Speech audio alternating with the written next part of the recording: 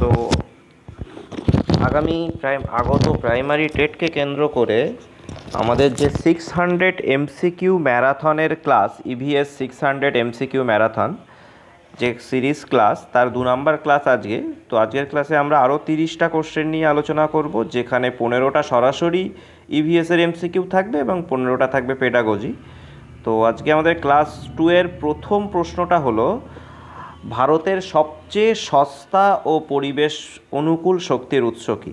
Option আছে সমুদ্র প্রবাহ শক্তি, জলবিদ্যুৎ শক্তি, পারমাণবিক শক্তি, কোনোটাই নয়। তো এখানে উত্তর হবে জলবিদ্যুৎ শক্তি, কারণ এখানে সমুদ্র প্রবাহ শক্তি থেকে বিদ্যুৎ উৎপাদন ভারতবর্ষে প্রায় নেই বললেই চলে। পারমাণবিক শক্তি থেকে বিদ্যুৎ উৎপাদন অবশ্যই পরিবেশ বান্ধব না এবং সস্তা না, আর কোনোটাই নয়, এটা হবে না। তো জলবিদ্যুৎ আমরা জানি পরিবেশ বান্ধব এবং সবচেয়ে সস্তা, জলে টারবাইনের চাকা ঘুরিয়ে বিদ্যুৎ উৎপন্ন করা হয়, তো এটাকে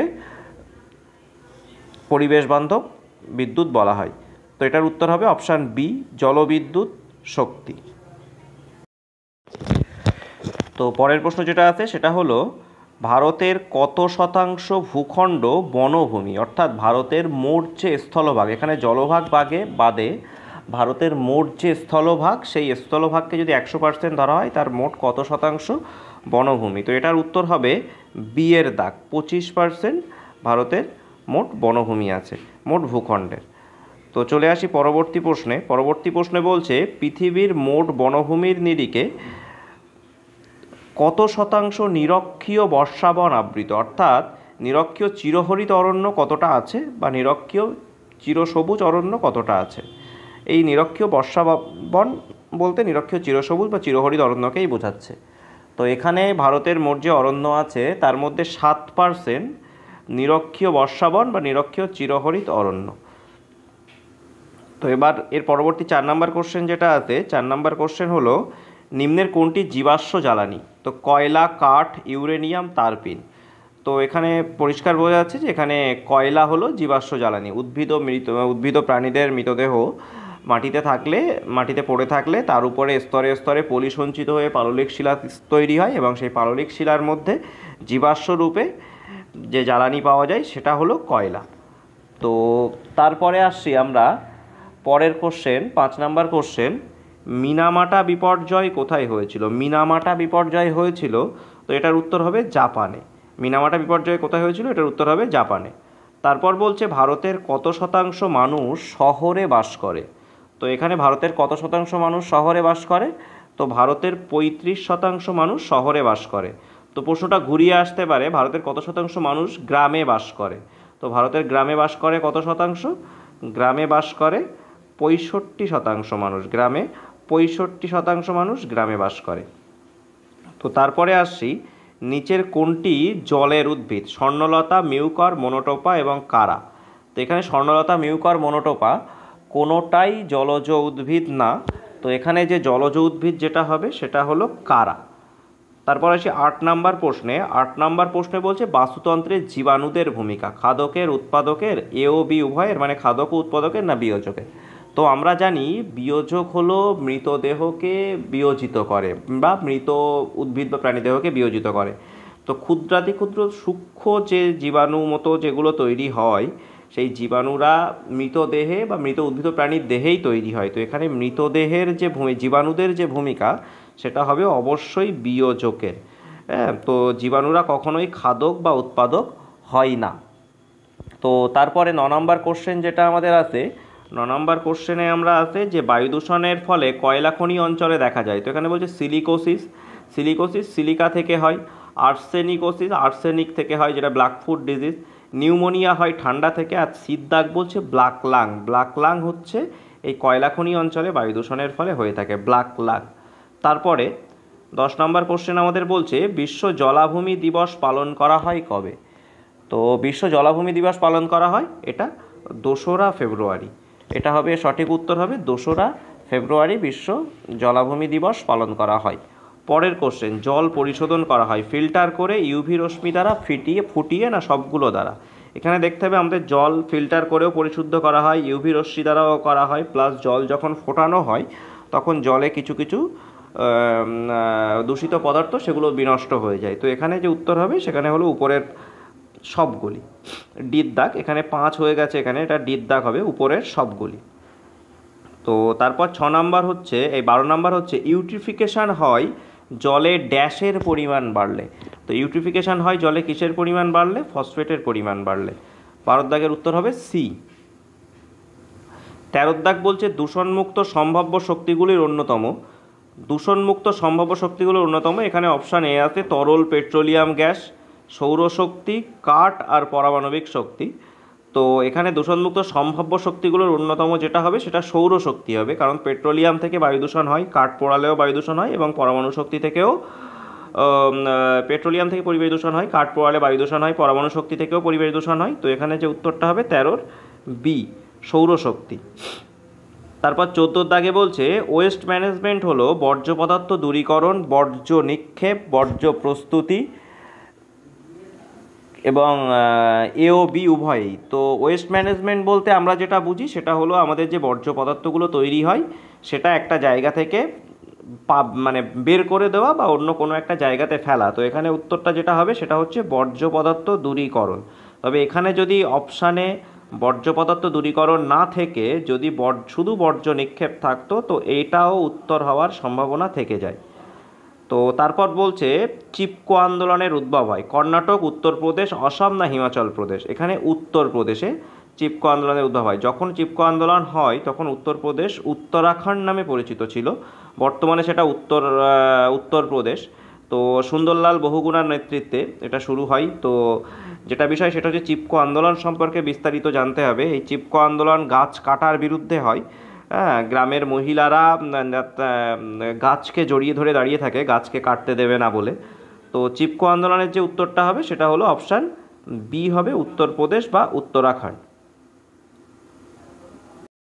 এরপরে যে প্রশ্নগুলো আসে সেগুলো হলো পেডাগজির কোশ্চেন।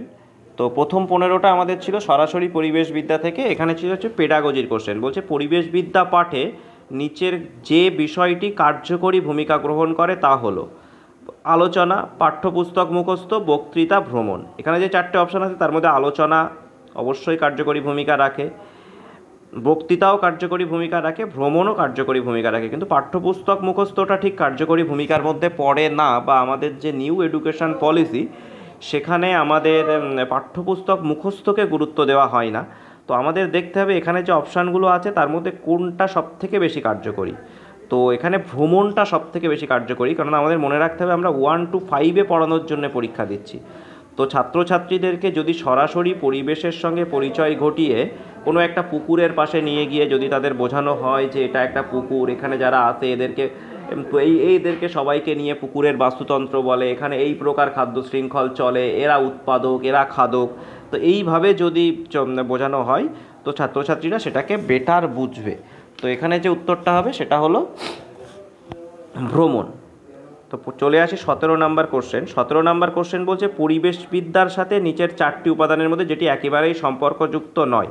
তো পরিণমন, সামর্থ্য, প্রেষণা, অবদমন। এখানে সঠিক উত্তর হবে অবদমন। পরিণমন অবশ্যই পরিবেশ সম্পর্কে সে নলেজ পেলে, জ্ঞান পেলে পরিণমন আসবে। সামর্থ্য, আমাদের নূতন শিক্ষা ব্যবস্থাই বলা আছে যে শিক্ষার্থীর সামর্থ্য অনুযায়ী শিক্ষা পদ্ধতি রচনা করতে হবে। প্রেষণা, অবশ্যই কোনো বিষয় শেখার আগে আমাদের প্রেষণা বা মোটিভেশনের দরকার পড়ে। তো এক্ষেত্রে যেটা উত্তর হবে যে পরিবেশবিদ্যার সঙ্গে সম্পর্কযুক্ত নয়, অবদমন, ডির দাগ। তো তারপর আছে 18 নাম্বার প্রশ্নে। 18 নাম্বার প্রশ্ন বলছে একজন পরিবেশবিদ্যার শিক্ষক বা শিক্ষিকার কাছে কোনটি সর্বাধিক গুরুত্বপূর্ণ? তো একজন পরিবেশবিদ্যার শিক্ষক বা শিক্ষিকার কাছে শ্রেণীকক্ষে শৃঙ্খলা বজায় রাখা, একজন সুদক্ষ বক্তা হওয়া, শিক্ষার্থীদের অসুবিধা বা দুর্বোধ্য বিষয়গুলো নিরসন করা, উপরের সবকটি। তো এখানে আমরা যদি দেখি শ্রেণীকক্ষে শৃঙ্খলা বজায় রাখা অবশ্যই শিক্ষকের কর্তব্য, সুদক্ষ বক্তা হওয়া অবশ্যই শিক্ষকের কর্তব্য। তার কারণ শিক্ষক যদি সুদক্ষ বক্তা না হয় তো সে সঠিক ইনফরমেশান স্টুডেন্টদেরকে দিতে পারবে না, আর সঠিক ইনফরমেশান স্টুডেন্টদেরকে দিতে না পারলে স্টুডেন্টদের শিক্ষায় খামতি থেকে যাবে। আর শিক্ষার্থীদের অসুবিধা বা দুর্বোধ্য বিষয়গুলো নিরসন করা অবশ্যই এটা শিক্ষকের প্রধান এবং অন্যতম কাজ, যে শিক্ষার্থীদের যেখানে অসুবিধা আছে সেই বিষয়গুলোকে নিরসন করা। তো এখানে যে উত্তরটা হবে সেটা হবে অপশান ডি। অপশান ডি হবে এটার উত্তর। তো এবার আসি 18 নম্বর কোশ্চেন। একজন পরিবেশবিদ্যার শিক্ষকের প্রাথমিক কর্তব্য হলো তিনি দায়িত্ববান হবেন তার পরিবেশ বিষয়ে, ছাত্রছাত্রীর বিষয়ে, সামাজিক বিষয়ে, জাতি ও দেশের বিষয়ে। এখানে মনে রাখতে হবে শিক্ষকের দায়িত্ব কর্তব্য অনেক, কিন্তু তার মধ্যে শিক্ষকের প্রধান দায়িত্ব কর্তব্য যেটা পড়ে সেটা হলো ছাত্রছাত্রীর বিষয়ে সচেতন হওয়া বা ছাত্রছাত্রীদের প্রতি দায়িত্ববান হওয়া। তো এখানে হবে বিদ্যাগ উত্তর হবে। তারপর 20 দাগ বলছে শিখনের পরিবেশগত উপাদানের মধ্যে উল্লেখযোগ্য হলো শিখনের পরিবেশগত উপাদান। এটা অবশ্যই খেয়াল রাখবে, শিখনের পরিবেশগত উপাদান। তো শিখনের পরিবেশগত উপাদানের মধ্যে উল্লেখযোগ্য কী বলছে, পঠন পাঠনের জন্য নির্দিষ্ট জায়গা অবশ্যই, শিখনের জন্য অনুকূল ও ভৌত শর্তসমূহ অবশ্যই, শিখনের জন্য অনুকূল জায়গা লাগবে, শান্ত নিরিবিলি জায়গা লাগবে। কেননা যদি আমরা যানজটের আওয়াজযুক্ত অঞ্চলে বা কলকারখানার আওয়াজযুক্ত অঞ্চলে আমরা যদি প্রাইমারি স্কুল খুলি, তো সেখানে শিক্ষার্থীরা কখনোই মনোযোগ দিতে পারবে না। এবং শিখনের উদ্দেশ্য সম্পর্কে সঠিক ধারণা অবশ্যই, কেন শেখাচ্ছি, কী জন্যে শেখাচ্ছি সেটা আমাদের সঠিক ধারণাও থাকতে হবে। তো 20 দাগের উত্তর হবে অপশান ডি, উপরের সবকটি। এবার আসি 21 নম্বর প্রশ্ন। বলছে পরিবেশবিদ্যা শিক্ষার ক্ষেত্রে পঠনযোগ্য সহায়ক উপাদান।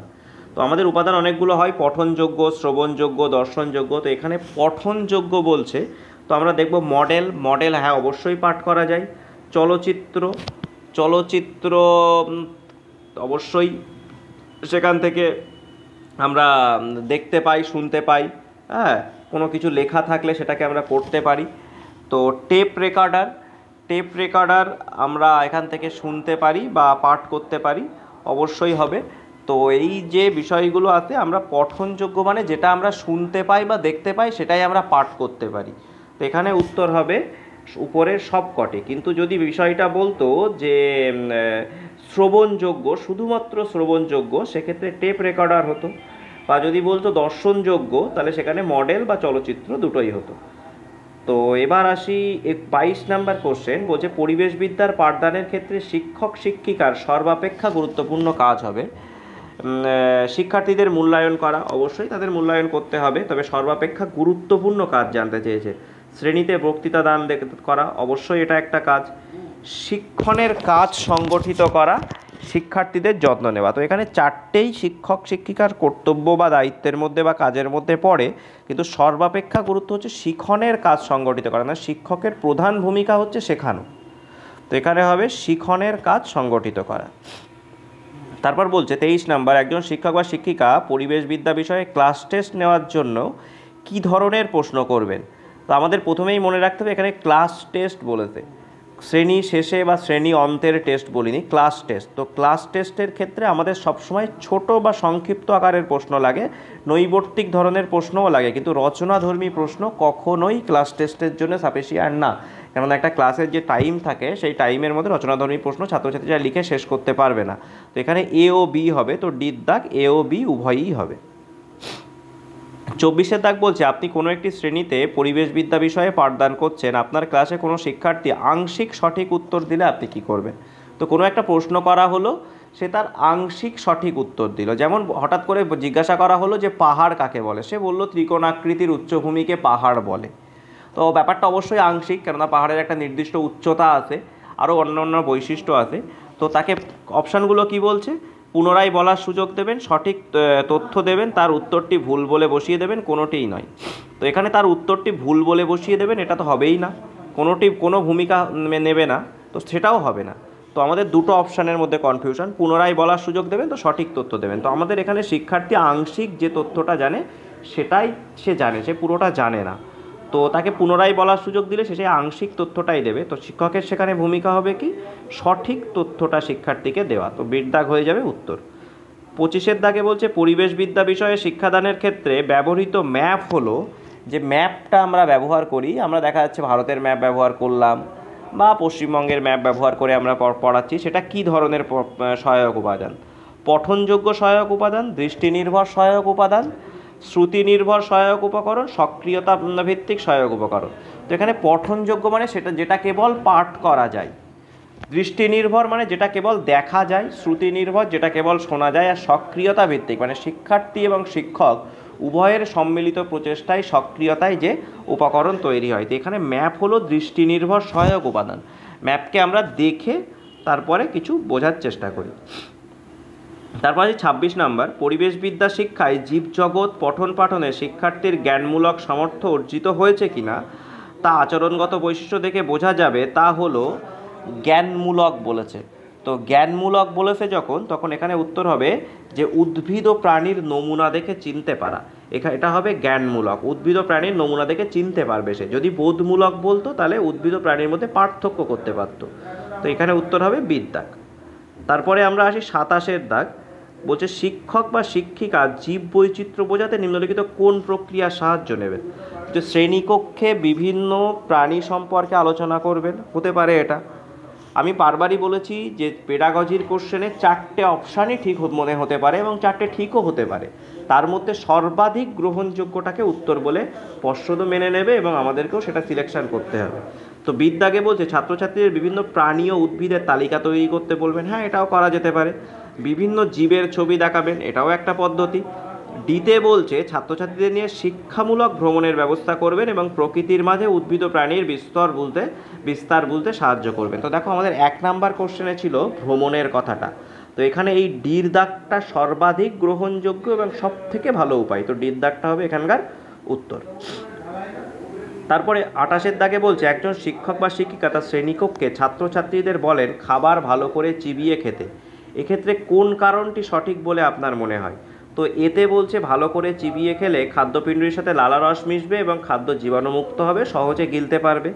বিতে বলছে খাদ্যের স্বাদ বুঝতে পারবে, খাবার তাগিদ তৈরি হবে। এটা কোনোভাবেই না, স্বাদ আমরা তাড়াতাড়ি খেলেও বুঝতে পারি, ধীরে ধীরে খেলেও বুঝতে পারি, অনেকক্ষণ চিবিয়ে খেলেও বুঝতে পারি। খাদ্য চিবিয়ে খেলে দাঁত ভালো থাকে, এটাও না। উপরিউক্ত কোনোটাই নয়, এটাও না। তো এর দাগ হবে এখানে সঠিক উত্তর। পরের কোশ্চেনে আসি 29 নাম্বার কোশ্চেন, পরিবেশবিদ্যা শিক্ষাদানে শ্রেণীকক্ষের শিক্ষার সঙ্গে বাইরের পরিবেশের সংযুক্তি সমৃদ্ধ হয়। কারণ বলছে শ্রেণীকক্ষের শিক্ষার সঙ্গে বাইরের যে পরিবেশ তার সংযুক্ত সাধন বা যোগসূত্র তৈরি হয়। তার কারণ বই ও বিশ্বের পরিবেশের যোগসাধন হয়, এটি মডেল মেনে চলে, এটি নির্দিষ্ট পাঠক্রমে এটি সম্পন্ন হয়, সকল বইয়ের বাইরে এটি হয়। অ্যাকচুয়ালি আমরা পরিবেশবিদ্যা ক্লাসে পরিবেশ সম্পর্কিত যে বিষয়টা পড়ি সেটা বিশ্বে, আমাদের সমগ্র বিশ্বে যে পরিবেশ তার বিস্তারিত পড়ি। তো এখানে বই ও পরিবেশের সঙ্গে বিশ্বের পরিবেশের সঙ্গে যোগসাধন হয়, এটাই হবে সঠিক উত্তর। তারপর আসি 30 দাগ, শ্রেণীকক্ষে পরিবেশবিদ্যা শিখনে গোষ্ঠী প্রক্রিয়া ব্যবহারের উদ্দেশ্য। বলছে আমি কোনো বিষয়কে শেখাচ্ছি, সেখানে গোষ্ঠীবদ্ধভাবে আমি ভাগ ভাগ করে কেন সেই বিষয়টা আমরা শেখাবো, তার উদ্দেশ্যটা কী। বলছে কম ও বেশি দক্ষতাপূর্ণ ছাত্রছাত্রীদের পৃথক করে নিয়ে রেমেডিয়াল টিচিংয়ের ব্যবস্থা করা, না এটা হবে না। শিশুদের সক্রিয় অংশগ্রহণ দ্বারা পারস্পরিক সহযোগিতার মনোভাব বৃদ্ধি, এটা হতে পারে। বাকিগুলো দেখি, কাজের ভার কমিয়ে সহজে ছাত্রছাত্রীদের নিয়ন্ত্রণ করা যায়, না এটা কখনোই একটা শিক্ষকের নীতি ও আদর্শ হতে পারে না যে নিজের কাজের ভারকে কমিয়ে রাখবে। ছেলেমেয়েরা আলাদাভাবে লিখতে পারে, না এটাও হবে না। তো এখানে কি হবে, শিশুরা যাতে প্রত্যেকেই সক্রিয় হয়ে কাজটা করতে আগ্রহ হয় সেই মনোভাবটা বৃদ্ধি করা। তো এখানে বির দাগ হবে সঠিক উত্তর। তো এই হলো আজকের ক্লাস 2-এর 30টা কোশ্চেনের আলোচনা। খুব তাড়াতাড়ি ক্লাস 3 আসবে, চ্যানেলটাকে লাইক শেয়ার সাবস্ক্রাইব করে পাশে থাকো।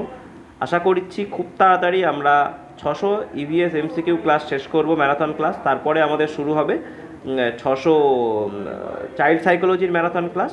এইভাবে যতটা সম্ভব চেষ্টা করব পাশে থাকার, তোমরাও পাশে থাকো, আমিও চেষ্টা করে যাই। এইভাবে এগোতে থাক আমাদের চ্যানেল ও আমাদের প্রস্তুতি। আজকের ভিডিও এই পর্যন্ত।